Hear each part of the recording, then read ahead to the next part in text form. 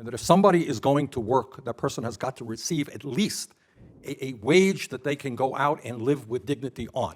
That's an extremely important point. And when we don't have that, and I was in Detroit, Michigan, talking to African-American kids a couple of weeks ago, there are kids there who are desperately trying to do the right thing. You know what the best jobs that they can get after high school graduate, even with some college, is working in a fast food restaurant at $7.25 an hour. They can't even get 40 hours a week. They're getting 20 hours a week. They're getting 30 hours a week. They are desperately trying to bring themselves out of poverty. They're going nowhere in a hurry.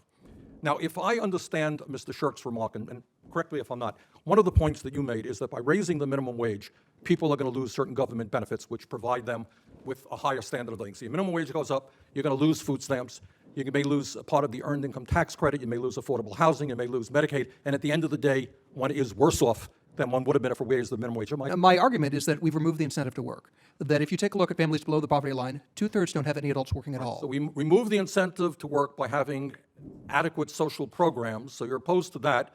But then on the other hand, you are opposed to raising the minimum wage so somebody can earn a decent living to go out and buy the food and the shelter that they need. I don't quite understand it. Right.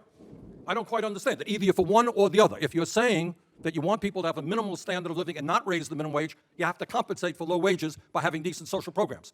I'm saying